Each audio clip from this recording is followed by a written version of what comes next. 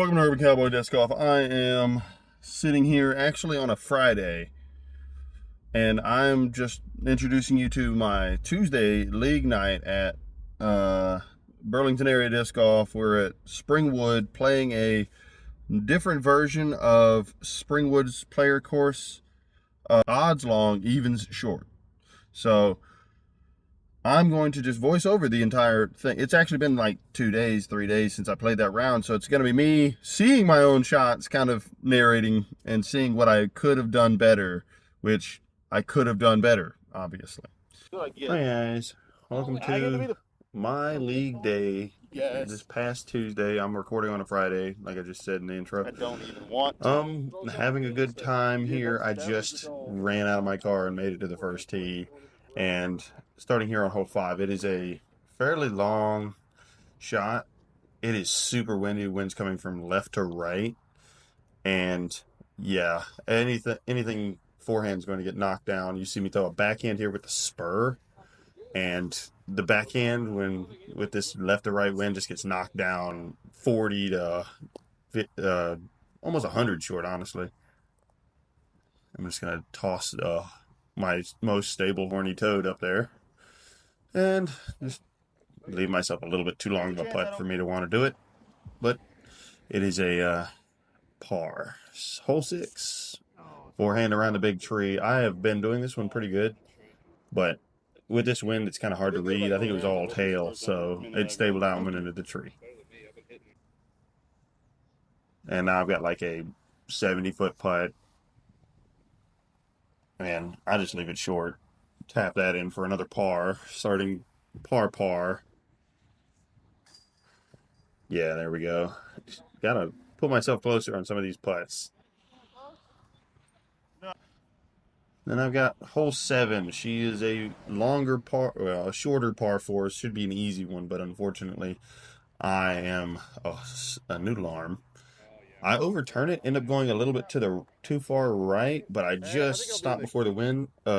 Just stopped before the trees on the right. I forgot to film the upshot for this one. I threw a forehand in with that spur sitting on the ground for about a 25 footer.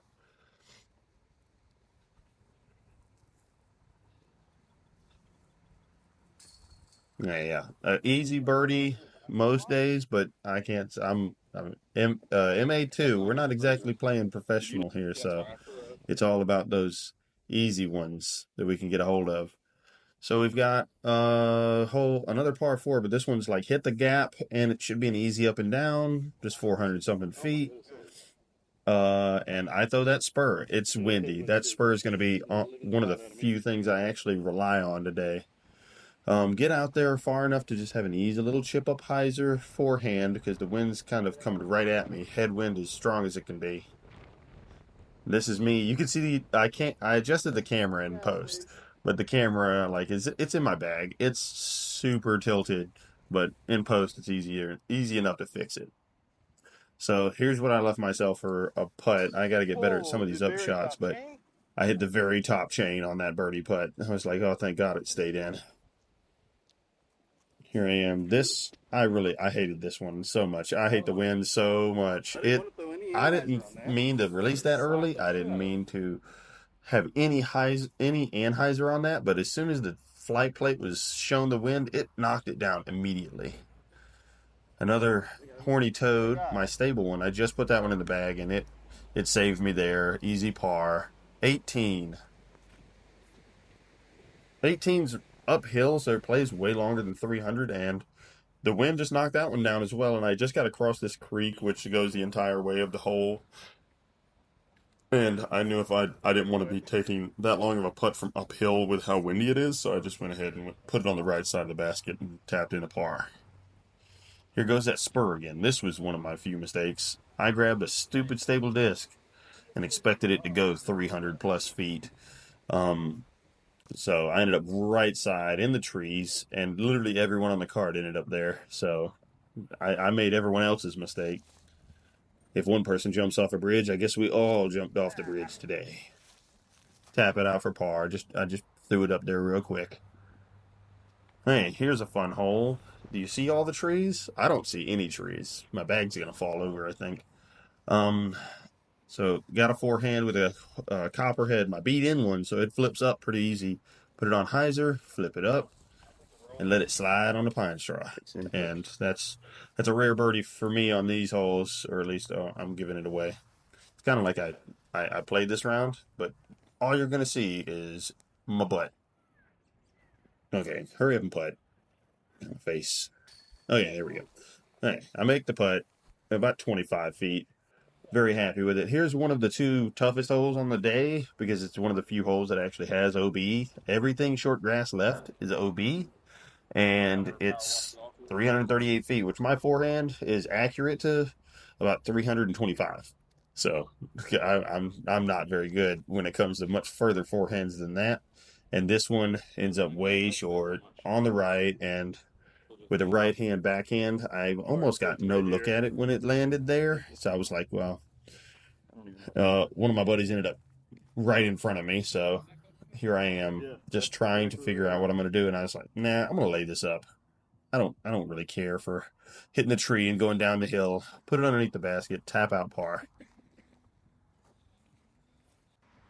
Okay, here's the secondary hold. It's also quite hard because everything that's in that short stuff right there to the left is OB. And that pole, there's no Mando. There's a piece of tape on it, but there is no Mando.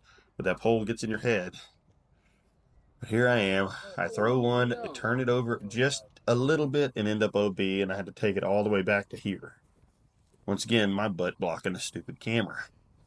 Throw my horny toad, put it out wide because it's a left or right wind, and it comes back up, and I got a tap. I got a not tap out. I've got a lengthy putt, a little tester for me for bogey to take my first bogey of the day.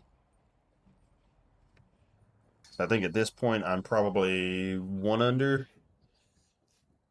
I don't remember. So here we're back on hole 5. I've got the same disc. This time I don't end up next to the tree. I'm still very short, still no real run at it. So once again, just another easy horny toad up and tap out a par. See, I got one birdie on 7 and one birdie on 8, and then a birdie on 3. So I should be 2 under at this point in the round. This is the first hole of the back 9. We're back to the forehand on the big tree hole. I'm trying to, the wind is a little bit more down this time, so put it a little bit wider out there. That gap in the tree right there is where I went through, and I just rocketed past. I think the wind still kind of ballooned it, and I ended up way long. Here's where you see the fact that I just didn't put my bag on solid ground. Ouch. I just turned it for you so you could at least kind of see something on my feet, at least, and not feel like you guys were on a roller coaster. Hole 7 again. This one I was really mad at. I thought it was a good throw out of my hand. So I've got 573 feet. I was trying to chew off a lot more than I really needed to, but I ended up ballooning way high. The wind got a hold of that one, and it ended up a lot shorter than I normally am. So Dallas outdrove me here, one of the guys on my card, and I go to throw my spur. I left it a little too far right to the right, but I put myself just outside or just inside, I don't know, the circle for a birdie putt. I think outside, just outside the circle.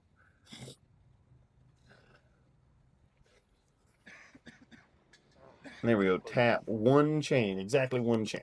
And no birdie for me. Easy par 4, no birdie. So we've got this same hole again. Let's see if I can repeat it. And thank God I can. That spur is probably the MVP in my bag and has been since it came out.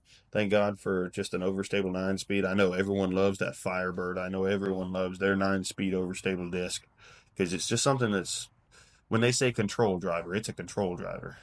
Now, here I am. I don't know why I chose the backhand instead of the forehand, but I should have thrown the forehand. But I was staring directly into this flipping sun and just left it so short that I'm putting down the hill from about 35 and into a headwind. It was not letting it happen. Here we're back at the one where the wind destroyed it the first time. And I actually get it on the right angle, and I just stand in my own way. You see it just barely there at the end.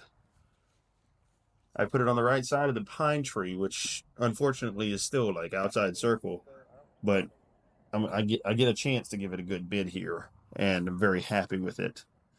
So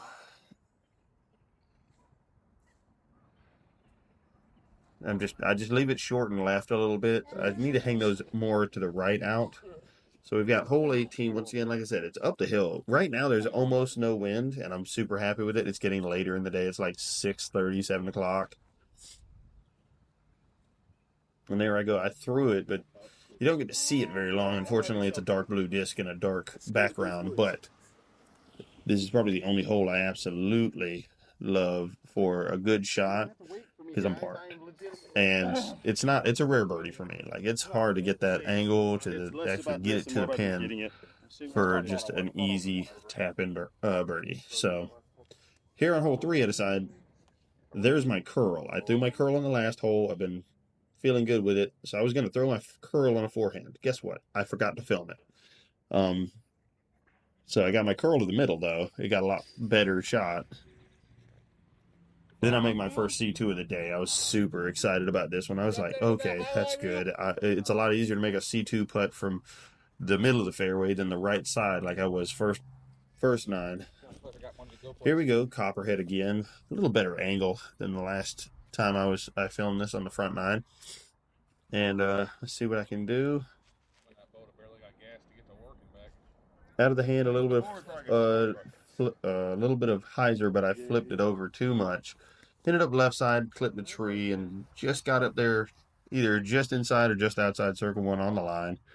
But I have to like straddle out to the right. Once again, at least this time you can see the basket instead of just my butt.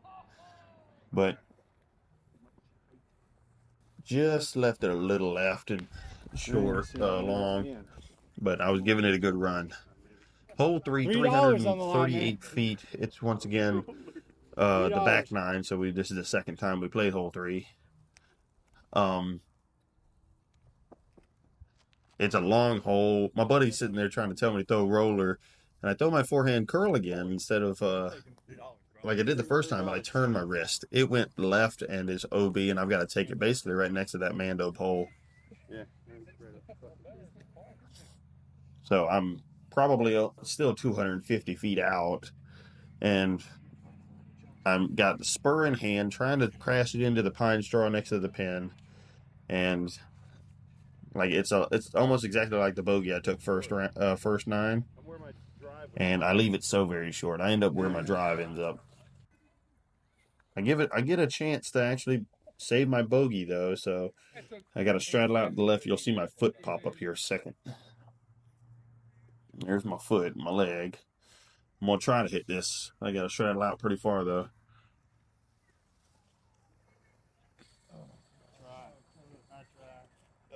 And there, and I just catch the bottom of the top of the cage and bounce down.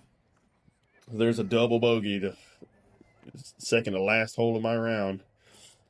And here's the last hole of the round. And forehand again, same disc. See what I can do. No wind on this one, and I yank it a little bit left. And just barely miss that pole on the left and get up there safe for about a 25-footer to have a bounce back birdie.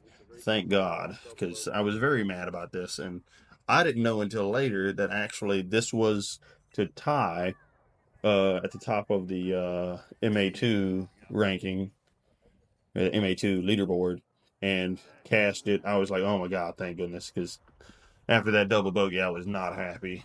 It's like just dumb mistakes.